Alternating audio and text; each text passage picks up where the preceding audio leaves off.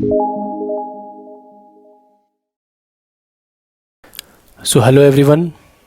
तो आज के इस वीडियो में हम लोग trigonometric ratios of negative angles के बारे में बात करेंगे। इससे पहले वाले वीडियो में हम लोगों ने trigonometrical ratios of associated angle के बारे में डिस्कस किया था। वहाँ सीखा था किस तरीके से एसोसिएट एंगल मतलब जो भी एंगल 90 डिग्री से ज़्यादा होता है उनके वैल्यूज़ कैसे निकालेंगे। तो इस वीडियो में हम लोग एंगल अगर नेगेटिव होने पे वैल्यू कैसे निकाला जाएगा उसके बारे में डिस्कस करने वाले हैं। तो जिन लोगों ने इससे पहले वाला वीडियो नहीं देखा तो पहले आप वो वीडियो देख लें, फिर अगर इसको देखेंगे तो ज़्यादा ये टॉपिक आपको अच्छे से समझ में आएगा। तो सबसे पहले ये समझते हैं कि नेगेटिव एंगल का कॉन्सेप्ट आया कैसे। तो मान लेते हैं कि एक क्लासरूम है और उस क्लासरूम में स्टूडेंट्स को एक्स एक्सिस से 30 डिग्री एंगल ड्रॉ करने के लिए बोला गया।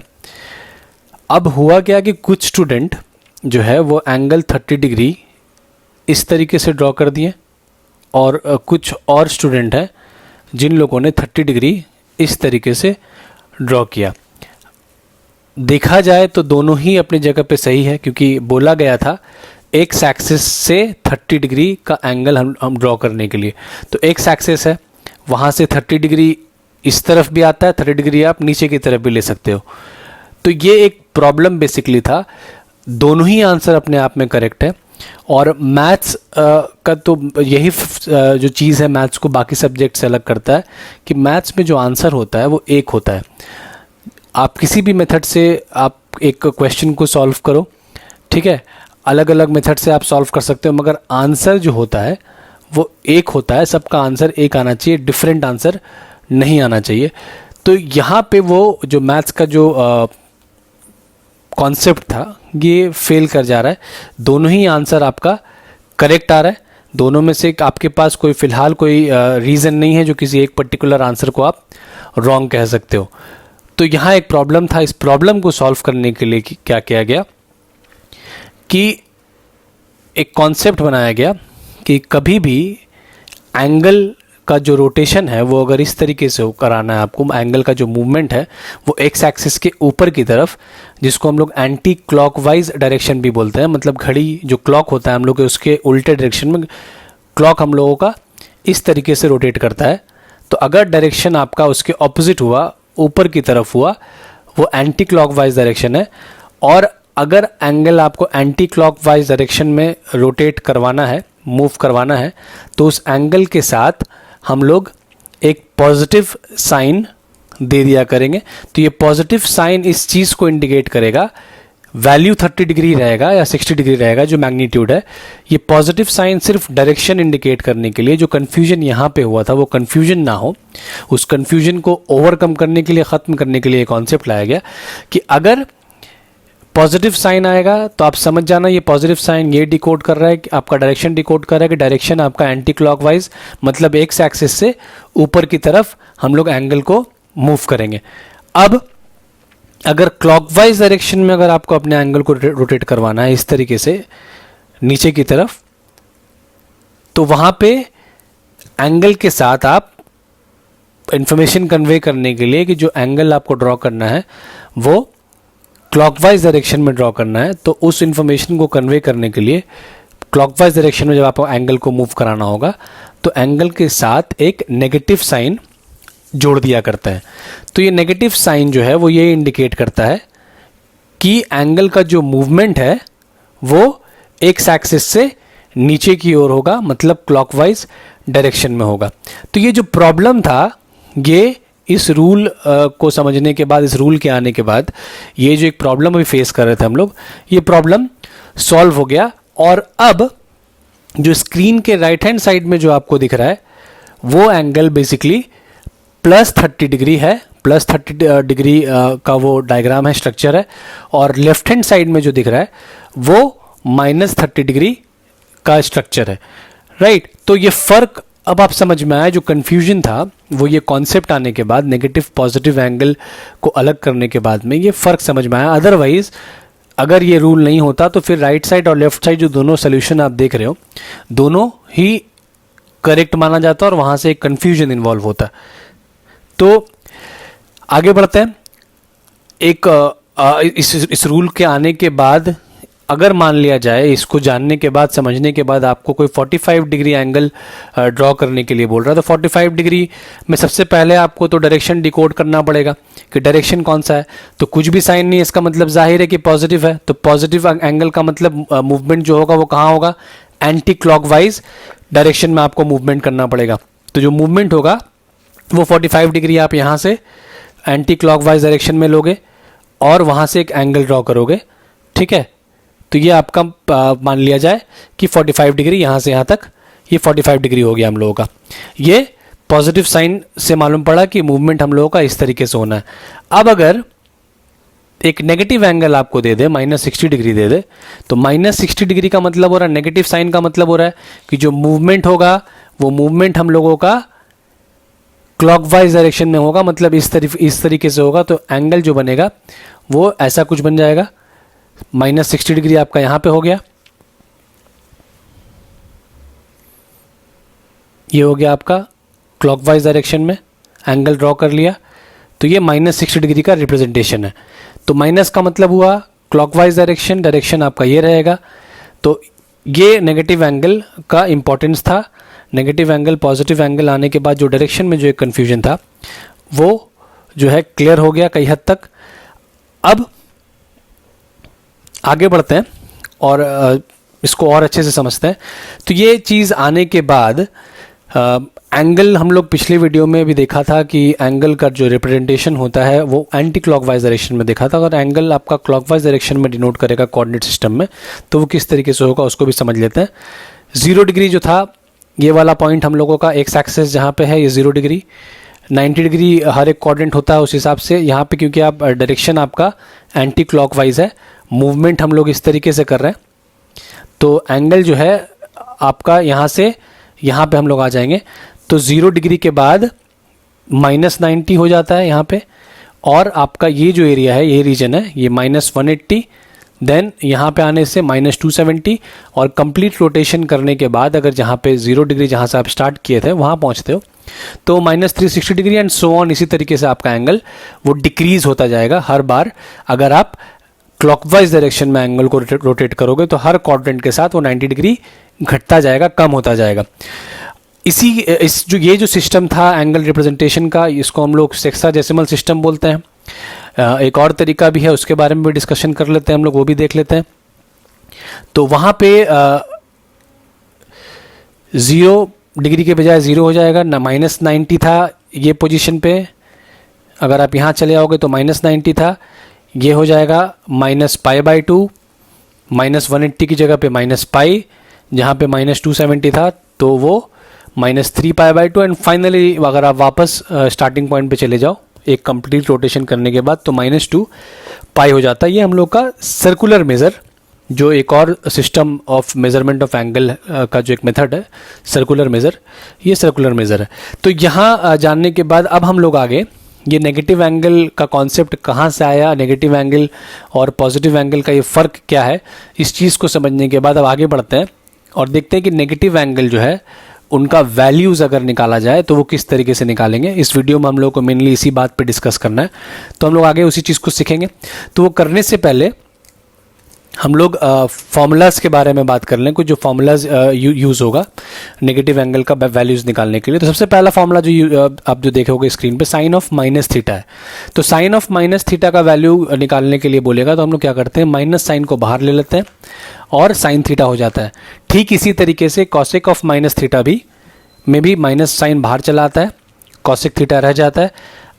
cos -θ जो थर्ड फॉर्मूला, यहाँ पे थोड़ा एक फ़र्क दिखेगा आपको। cos ऑफ -θ में बाकी की तरह जैसे कि जो माइनस साइन जो था वो आपका बाकी दोनों फॉर्मूला में ये माइनस साइन बाहर चला आया था इस तरीके से, यहाँ पे साइन में भी और आपका कॉसेक में भी। पर जब कॉस में हम लोग आएंगे तो कॉस में जो ये माइनस साइन होता है वो बाहर नहीं आता। ये जो माइनस साइन होता है वो कॉस ऑब्जर्व कर लेता है, राइट। तो फॉर्मूला उसका बन जाता है कॉस ऑफ -θ, कॉस θ हो जाता है, वो माइनस साइन हट जाता है। ठीक उसी तरीके से सेक में भी जो माइनस होता है वो सेक भी माइनस को ऑब्जर्व कर लेता है, वो भी सेक थीटा हो जाता है। अब इसके पीछे रीज़न क्या है कि साइन और कॉसेक में माइनस बाहर आता है, पर वही माइनस कॉस और सेक के सिचुएशन में ऑब्जर्व हो जाता है, माइनस बाहर नहीं आता। ये एक इंपॉर्टेंट चीज़ है, इसको डिस्कस करेंगे हम लोग आगे, बट फिलहाल आप इस चीज़ को समझ के रखो कि कॉस और सेक अगर रहा तो उसमें माइनस एंगल के साथ जो रहेगा वो एलिमिनेट हो जाएगा, उसको ऑब्जर्व कर लिया जाता है कॉस और सेक के through. Tan of minus theta होने पे वो साइन और कॉसेक की तरह वहाँ पे भी माइनस बाहर चला आता है और टैन माइनस टैन थीटा हो जाता है। Same is with cot of minus theta, वहाँ पे भी माइनस साइन। तो आपने देखा कॉस और सेक के अलावा, इन दोनों के अलावा बाकी जो 4 फॉर्मूलाज हैं हम लोगों का, वहाँ पे माइनस बाहर चला आता है। सिर्फ ये 2 फॉर्मूला है जहाँ पे नेगेटिव साइन ऑब्जर्व हो जाता है, कॉस और सेक जो ट्रिग्नोमेट्रिकल फंक्शन है वहाँ पे। तो इन फॉर्मूलाज को थोड़ा हम लोग यूज़ करके देखते हैं कि इनको यूज़ करके वैल्यूज़ कैसे नेगेटिव एंगल का हम लोग निकाल सकते हैं। तो एक एग्जांपल लेते हैं, साइन ऑफ माइनस 30 डिग्री। जैसा कि फॉर्मूला में आप देख रहे होगे कि माइनस एंगल होने पे वो माइनस बाहर चला आता है, बाहर ला सकते हो आप। तो यहाँ पर भी हम लोग माइनस साइन को बाहर ले लिया, रह गया आपका एंगल 30 डिग्री। साइन 30 डिग्री का हम लोग वैल्यू जानते हैं, आंसर आपका साइन ऑफ माइनस 30 डिग्री का माइनस ऑफ हो गया। नेक्स्ट एक और एग्जांपल ले लेते हैं हम लोग, टैन ऑफ माइनस 60 डिग्री। ठीक साइन की तरह टैन में भी जो माइनस साइन है वो बाहर चला आएगा, रह जाएगा टैन 60 डिग्री। टैन 60 डिग्री का वैल्यू √3 होता है, आंसर हम लोगों का टैन ऑफ माइनस 60 डिग्री का माइनस √3 आ जाएगा।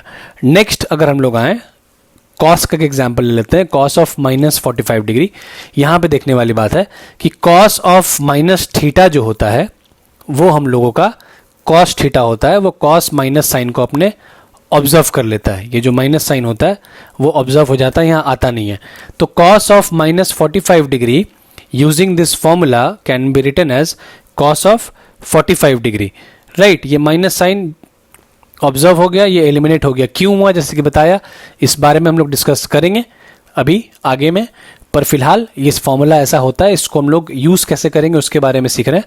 ये माइनस ऑब्जर्व क्यों होता है कॉस में और साइन और टैन में नहीं होता, इसके बारे में बात हम लोग करने वाले हैं। तो कॉस 45 डिग्री का वैल्यू 1/√2, इसका मतलब कॉस ऑफ माइनस 45 डिग्री जो हो गया उसका आंसर 1/√2 हो गया। तो यहाँ पे अभी जो एग्जाम्पल हम लोगों ने देखा वो सारा का सारा जो है आपका अक्यूट एंगल है, 90 डिग्री से कम एंगल है। अब आगे जब बढ़ेंगे ये रीज़न भी जानेंगे कि कॉस और सेक में माइनस ऑब्जर्व क्यों हो जाता, बाकी में नहीं होता, और उसके साथ साथ कुछ और एग्जाम्पल करेंगे जो कि 90 डिग्री से बड़ा एंगल रहेगा, एसोसिएट एंगल रहेगा, उसको उसमें अगर नेगेटिव साइन रहा तो उनका वैल्यूज़ किस तरीके से निकाला जाता है उसके बारे में बात करेंगे। तो आगे बढ़ते हैं हम लोग। तो लेफ़्ट साइड स्क्रीन के आप देख रहे हो कि फॉर्मूलाज जो डिस्कस किया हम लोगों ने वो फॉर्मूलाज आपके लेफ़्ट साइड स्क्रीन पे अवेलेबल है। तो इन फॉर्मूलाज के बारे में समझने के लिए कि साइन में माइनस बाहर आ जाता है और कॉस और सेक में माइनस साइन ऑब्जर्व हो जाता है, तो हम लोगों को साइन और कॉस के जो ग्राफ के थ्रू इस चीज़ को समझा जा सकता है। जैसे कि आप यहाँ पे साइन का जो ग्राफ है वो देख रहे होगे, तो ओरिजिन से लेकर ये ग्राफ यहाँ पे आप देख रहे हैं कि ओरिजिन से लेकर ये इस तरीके से जो चल रहा है वापस पाई पे 180 डिग्री पे 0 हो जाता है। ओरिजिन के लेफ़्ट साइड में ये ग्राफ ठीक यहाँ पे राइट साइड से उल्टा है। ये ग्राफ अगर देखोगे आप तो ये उसके ऑपोजिट साइड में चल रहा है इस तरीके से। तो यहाँ पे समझने वाली बात यह है कि साइन का जो वैल्यू है, मान लिया एक एंगल ले लेते हैं हम लोग, देखते हैं 90 डिग्री अगर है तो 90 डिग्री पे इसका वैल्यू 1 है, आप देख पा रहे होगे 0, 0.5 और 1 यहाँ पे इसका वैल्यू है, तो मैक्सिमम वैल्यू 1 है। वही नेगेटिव अगर एंगल आ जाए, -90 डिग्री आ जाए, तो उस केस में वैल्यू -1 हो जा रहा है, मतलब जो आंसर आ रहा है वो ऑपोजिट आ रहा है। पर कॉस के ग्राफ में ऐसा नहीं है। कॉस के ग्राफ में अगर आप देख रहे होगे तो कॉस 91 होता है, हम लोग जानते हैं इस चीज़ को। 0 90 डिग्री पे आके हो जाता है, तो 90 डिग्री पे वैल्यू 0 है। तो कॉस का ग्राफ आपका जिस तरीके से ओरिजिन के ये साइड में है उसी तरीके से सेम, जिसको सिमेट्री बोलते हैं हम लोग, ये ग्राफ पूरा का पूरा सिमेट्रिकल है। जैसे ओरिजिन के वाई एक्सिस के राइट साइड में वाई एक्सिस के लेफ्ट साइड में दोनों तरफ ही एकदम एग्जैक्टली सेम है ग्राफ। मतलब कि अगर एक पर्टिकुलर पोर्शन, एक पर्टिकुलर एंगल हम लोग ले लें, मान लिया जाए कि यहाँ पे आपका एंगल जो है वो 30 डिग्री है इस सिचुएशन में, तो कॉस 30 डिग्री का जो वैल्यू आएगा यहाँ पे, और ये एंगल आप जब यहाँ मूव करोगे तो इसी पोजीशन पे यहाँ पे एंगल जो है वो -30 आ गया, पर वैल्यू दोनों केसेस में पॉजिटिव ही है और दोनों केस में वैल्यू हाफ रहेगा। तो ये रीज़न है जिस वजह से वो आपका फॉर्मूला में आपको फ़र्क दिख रहा होगा। इसको और अच्छी तरीके से हम लोग समझते हैं कुछ एक एग्जाम्पल के साथ। साइन के बारे में पहले डिस्कस करते हैं। जैसे कि बताया उस हिसाब से मान लेते हैं कि साइन ऑफ 90 डिग्री का जो वैल्यू है वो आप दिख रहा है ग्राफ से अगर बात करें तो साइन 90 डिग्री का वैल्यू हम लोगों को दिख रहा है 90, जहाँ पे ये लाइन को अगर आप फॉलो करो तो 91 पे जा रहा है, साइन 90 का वैल्यू 1 हो गया। ठीक उसी तरीके से आप अगर -90 डिग्री में आ जाओ तो -90 डिग्री में जो वैल्यू आपको दिख रहा है, यहाँ पे आपका -90 डिग्री है, तो -90 डिग्री में जो वैल्यू दिख रहा है वो है -1। तो साइन -90 डिग्री का वैल्यू आ जा रहा है -1। अब अगर आप देखो दोनों के आंसर में फ़र्क क्या है, 90 डिग्री पे +1 आ रहा है, साइन -90 डिग्री पे -1 आ रहा है। मतलब अगर आप इस 1 के जगह पे चाहो तो साइन 90 डिग्री रिप्लेस कर सकते हो।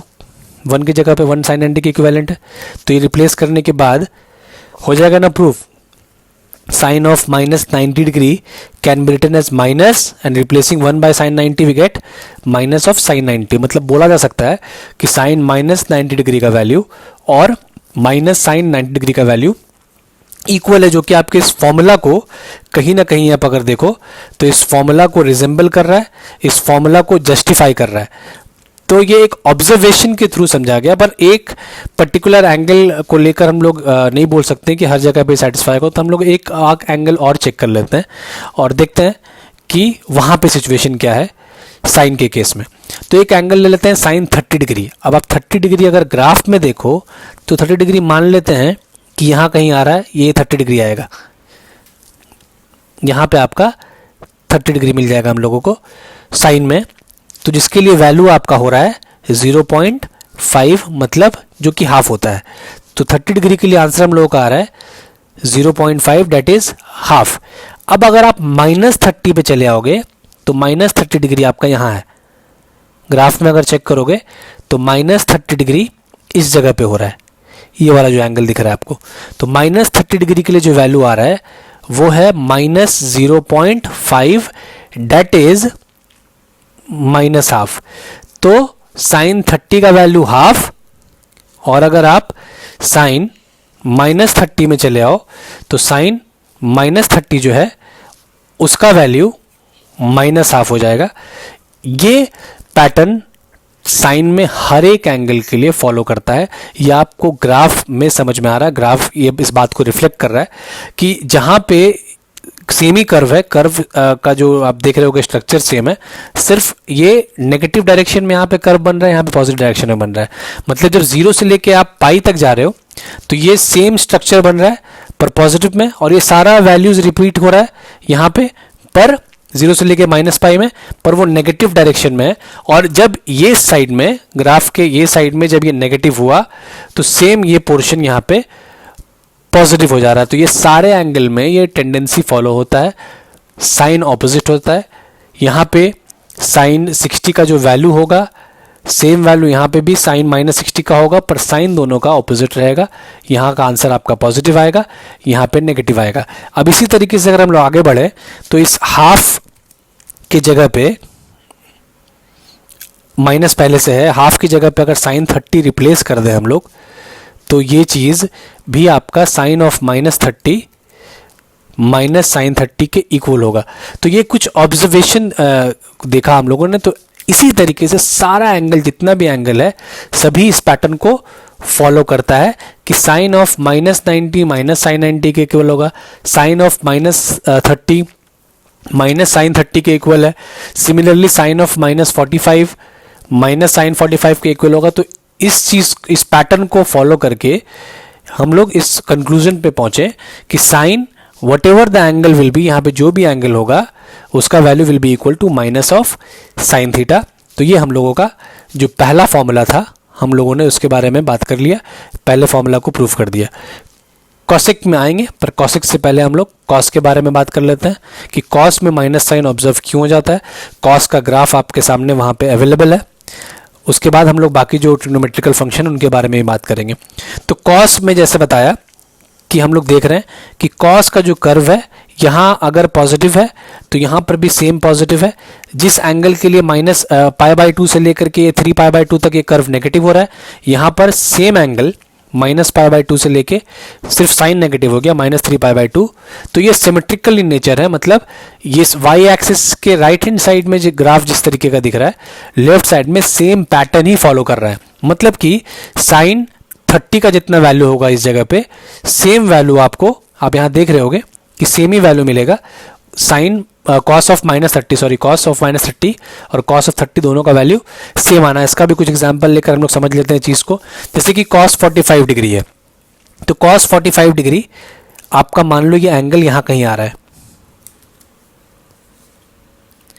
कॉस 45 डिग्री हम लोग अज्यूम कर लेते हैं कि यहाँ कहीं पे कॉस 45 डिग्री आ रहा है, तो सेम यहाँ पे भी cos 45 उसी जगह पे उसी पोजीशन पे आएगा। तो आप देख रहे हो कि अगर यहाँ से यहाँ तक इसका आंसर 1/√2 है, पॉजिटिव होगा, तो ये x एक्सिस के पॉजिटिव डायरेक्शन में, तो यहाँ पे भी आंसर पॉजिटिव ही आना है। मतलब cos 45 डिग्री का वैल्यू अगर 1/√2 है, तो cos ऑफ -45 डिग्री जो देखेंगे यहाँ पे, जो -45 डिग्री यहाँ बनेगा, उसका भी आंसर पॉजिटिव डायरेक्शन में ही है, x एक्सिस के अपवर्ड डायरेक्शन में है, मतलब पॉजिटिव होगा। तो cos ऑफ -45 डिग्री भी 1/√2 होगा। तो यहाँ से हम लोग ये कंक्लूजन निकाल सकते हैं कि cos ऑफ -45 डिग्री और cos of 45 degree is equal to each other. एक और एग्जांपल अगर हम लोग ले लें, cos 60 डिग्री, cos 60 जो है, cos 60 जो एंगल आ रहा है वो एग्जैक्टली इस पोजीशन पे आ रहा है।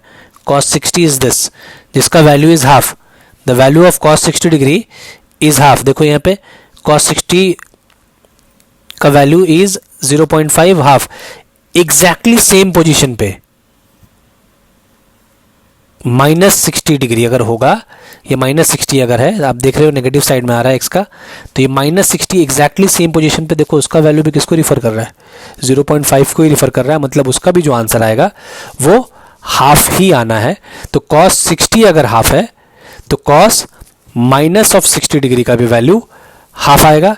तो इससे ये प्रूव हो रहा है कि नेगेटिव एंगल cos में अगर होता है तो cos ऑफ -60 डिग्री और cos 60 डिग्री जो होगा, इनका वैल्यू इक्वल होगा। और ये पैटर्न cos में जितना भी एंगल है वो सभी फॉलो करेगा। वो आप ग्राफ से यहाँ पे देख सकते हो, आपको समझ में आ रहा होगा कि cos ऑफ पाई का जो वैल्यू आ रहा है, ये जो देख रहे हैं यहाँ पे, ये cos पाई का वैल्यू है।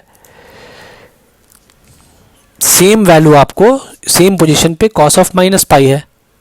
क्लियर है? आप देखो cos ऑफ -3π/2 का जो वैल्यू है 0 होगा, जाहिर है अब यहाँ पे टच कर रहा है, तो सेम वैल्यू आपका यहाँ पे cos ऑफ 3π/2 का भी है। तो ये सारा एंगल इस पैटर्न को फॉलो करता है। तो उसी पैटर्न के अकॉर्डिंगली देखा ये गया, और हम लोग ये कंक्लूजन निकाल सकते हैं, इस बात को अब बोला जा सकता है कि cos of -θ in general, -45 degree या 45 डिग्री एंगल को थीटा अज्यूम कर लें, अगर 60 ये थीटा को रिप्रेजेंट अगर कर रहा है, तो अगर सारे एंगल पे हो रहा है तो in general we can say that cos of -θ will be equal to cos theta, जिसको हम लोग समझने के लिए इस तरीके से बोलते हैं कि cos और sec जो होता है वो माइनस साइन को ऑब्जर्व कर लेते। तो होपफुली आपको समझ में आया होगा कि साइन में माइनस साइन बाहर क्यों आता है और cos उस नेगेटिव साइन को ऑब्जर्व क्यों कर लेता है। वो इस ग्राफ से आपको समझ में आ रहा होगा, और कुछ एग्जाम्पल भी देखा हम लोग। अब आगे बढ़ते हैं और जो बाकी ट्रिग्नोमेट्रिकल फंक्शंस हैं उनके बारे में बात करते हैं। सबसे पहले चले आते हैं हम लोग cosec ऑफ -θ के बारे में बात करते हैं। तो cosec ऑफ -θ को in general we can write as 1/sin -θ also, लिख सकते हैं ना। cosec तो साइन का रेसिप्रोकल होता है। अब साइन का फॉर्मूला तो हम लोग प्रूव कर ही चुके हैं, देख ही चुके हैं। साइन ऑफ -θ क्या होता है? Sine of -θ is -sin θ। तो यहाँ पे ये साइन ऑफ -θ के जगह पे जो ये फॉर्मूला है, साइन ऑफ -θ के जगह पे जो फॉर्मूला है -sin θ, ये हम लोग साइन ऑफ -θ की जगह पे रिप्लेस कर देंगे। तो यहाँ पे रिप्लेस करने के बाद क्या मिल जाएगा हम लोगों को? तो ये माइनस अल्टीमेटली यहाँ पे जो सामने आता है तो ये माइनस अल्टीमेटली ऊपर ही जाएगा, ठीक है। या 1/sin क्या होता है, 1/sin होता है हम लोगों का कॉसेक थीटा, तो प्रूव हो गया ना, cosec of minus theta equal to minus cosec theta. Next आते हैं सेक में, तो सेक ऑफ माइनस थीटा को इसी तरीके से जैसे कॉसेक को 1/sin लिखा, सेक ऑफ माइनस थीटा को भी 1/cos ऑफ माइनस थीटा लिखा जा सकता है। कॉस के फॉर्मूला में ये है मामला कि कॉस माइनस थीटा अभी अभी देखा हम लोगों ने is equal to cos theta, तो कॉस ऑफ माइनस थीटा की जगह पे कॉस थीटा डायरेक्ट बिठा देंगे। 1/cos थीटा क्या होता है, सेक थीटा, तो इससे प्रूव हो रहा है कि सेक ऑफ माइनस थीटा का जो वैल्यू है वो सेक थीटा के इक्वल आ जाएगा। रह गया हम लोगों का टैन और कॉट, तो टैन ऑफ माइनस थीटा के बारे में बात करते हैं। टैन ऑफ माइनस थीटा को हम लोग sine of minus theta, sine by cos जिस तरीके से लिखते हैं, टैन थीटा को sine theta by cos theta, ठीक उसी तरीके से टैन ऑफ माइनस थीटा को sine of minus theta by cos of minus theta भी लिखा जा सकता है। अब साइन ऑफ माइनस थीटा का फॉर्मूला माइनस साइन थीटा होता है, तो साइन ऑफ माइनस थीटा की जगह पे हम लोग माइनस साइन थीटा बैठा लेंगे, साइन ऑफ माइनस थीटा की जगह पे माइनस साइन थीटा रिप्लेस हो जाएगा। और कॉस ऑफ माइनस थीटा क्या होता है, cos of minus theta minus observe करके डायरेक्ट कॉस थीटा हो जाता है, तो जो डिनोमिनेटर में कॉस ऑफ माइनस थीटा है उसके जगह पे कॉस थीटा आ जाएगा और न्यूमरेटर में साइन ऑफ माइनस थीटा की जगह पे माइनस साइन थीटा आ जाएगा, ठीक है, कुछ इस तरीके से। तो ऊपर में सिर्फ माइनस आया, नीचे में कॉस तो माइनस ऑब्जर्व हो गया, तो minus of sine by cos is what, minus tan theta, तो tan of minus theta minus tan theta इस तरीके से होता है। लास्ट हम लोगों का कॉट ऑफ माइनस थीटा है, उसको भी कॉस बाय साइन कर सकते हैं। कॉस जो है उसका माइनस ऑब्जर्व होकर वो सिर्फ कॉस हो जाएगा, डिनोमिनेटर वाला माइनस बाहर आएगा, तो जिसकी वजह से माइनस कॉट थीटा ये बन जाएगा, तो cot of minus theta minus cot theta के इक्वल हो जाएगा। अब ये फॉर्मूला का प्रूव हम लोग समझ चुके हैं। Cos of minus theta sec of minus theta negative sign observe क्यों करता है, साइन और कॉसेक टैन और कॉट माइनस बाहर क्यों आता है, इस चीज़ को भी डिटेल से हम लोग जान लिया।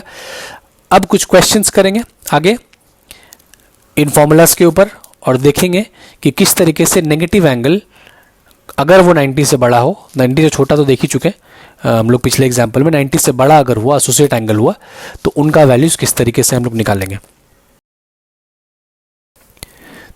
तो ये 5 क्वेश्चन आपको स्क्रीन में दिख रहा होगा, ये सारा नेगेटिव एंगल है और 90 डिग्री से बड़ा है, मतलब माइनस नेगेटिव एसोसिएट एंगल हो रहा है यहाँ पे। तो पहला क्वेश्चन में आते हैं हम लोग, साइन ऑफ माइनस 120 डिग्री पहला क्वेश्चन है। जैसे कि formula sine of minus theta का देखा हम लोगों ने, अब इसके बारे में डिस्कस भी किया, प्रूव भी किया कि साइन ऑफ माइनस 120 या साइन ऑफ माइनस थीटा होने पे नेगेटिव साइन जो होता है साइन के केस में वो बाहर चला आता है, माइनस को बाहर ले लेते हैं। तो उस फॉर्मूला के अकॉर्डिंगली सबसे पहले हम लोग यहाँ पे ये माइनस साइन जो 120 डिग्री के साथ में जुड़ा हुआ है उस माइनस को हम लोग बाहर ले लेंगे और एंगल सिर्फ 120 डिग्री रह जाएगा जो कि एक एसोसिएट एंगल है।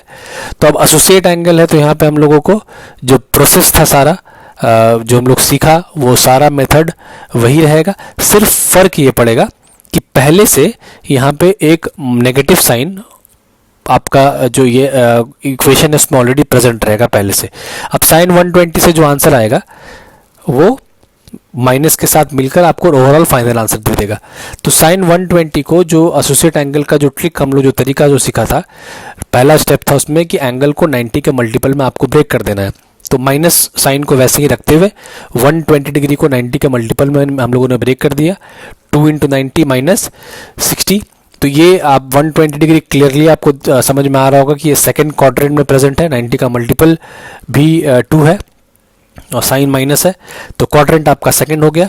सेकंड क्वाड्रेंट में साइन का वैल्यू पॉजिटिव आता है। पॉजिटिव से मतलब ये नहीं है कि ये जो बाहर में माइनस साइन है ये पॉजिटिव हो जाएगा, यहाँ से जो साइन आएगा वो अपना आंसर देगा, बाद में वो माइनस के साथ मल्टीप्लाई होकर एक फाइनल आंसर आपको मिल जाएगा।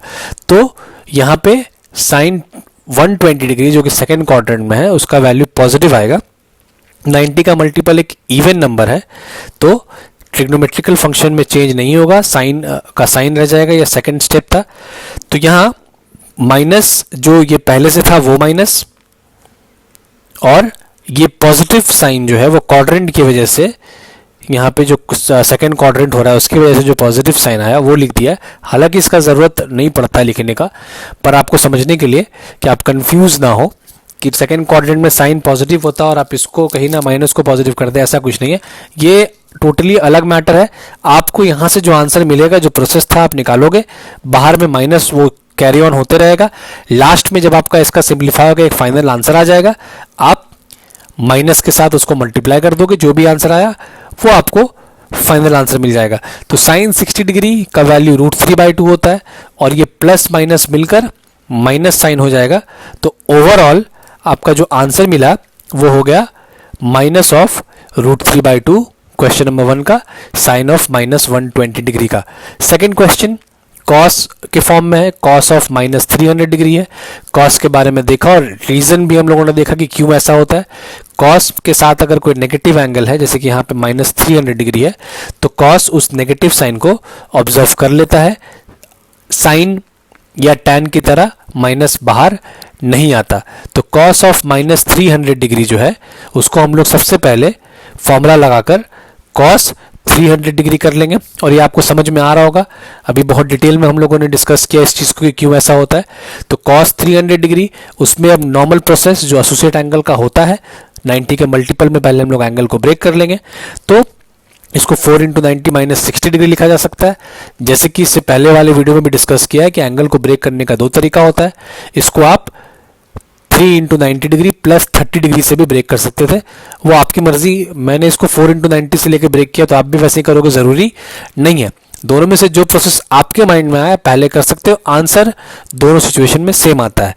क्वाड्रेंट चेक करना पड़ता है इसके बाद।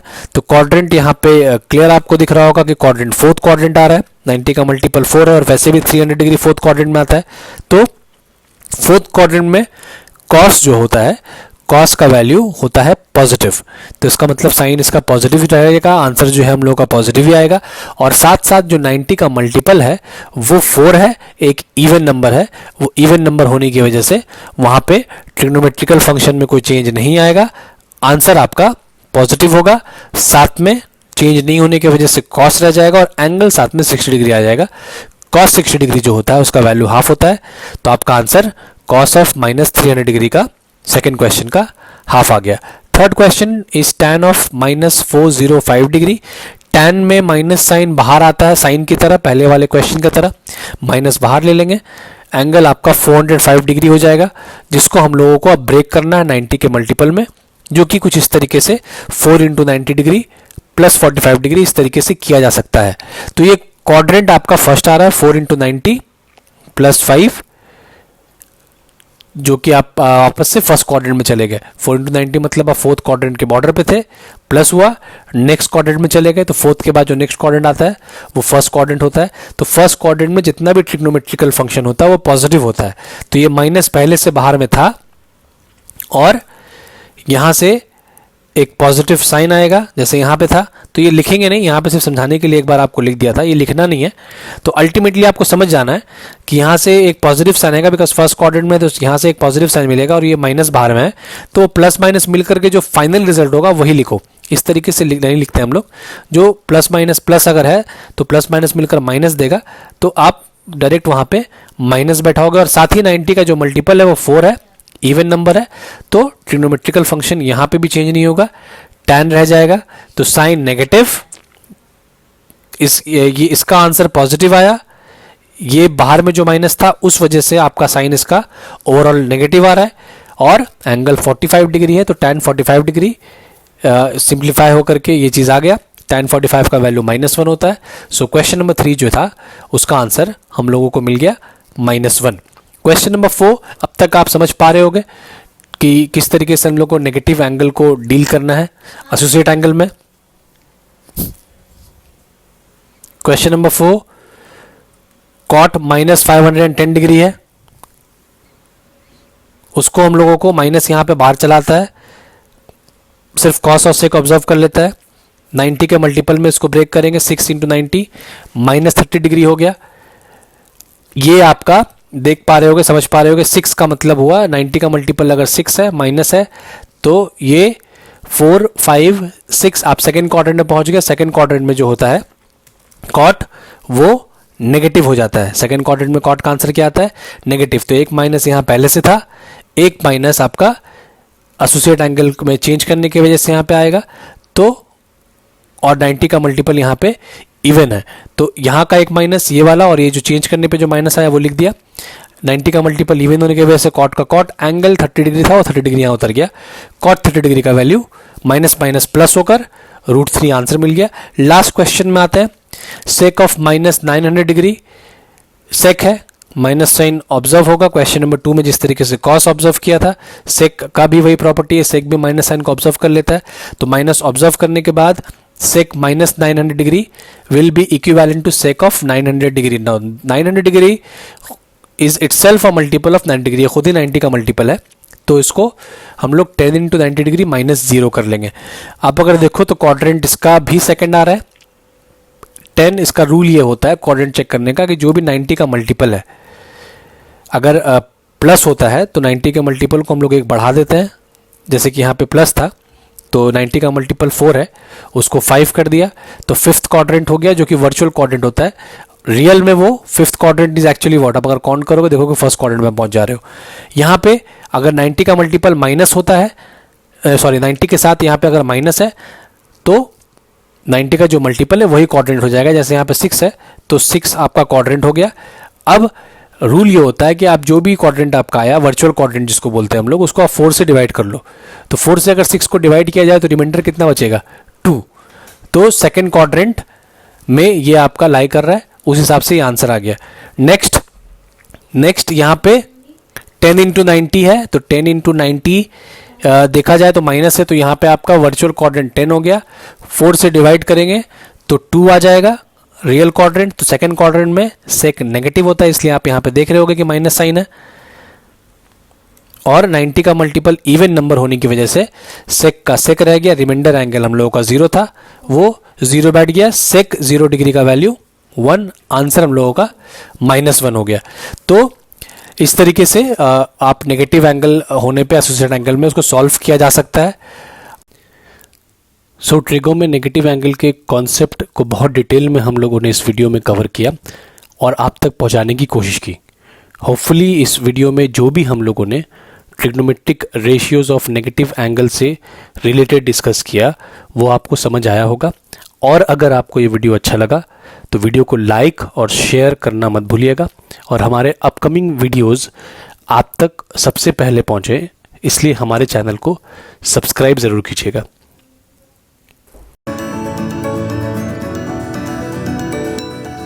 Thank you for watching our videos.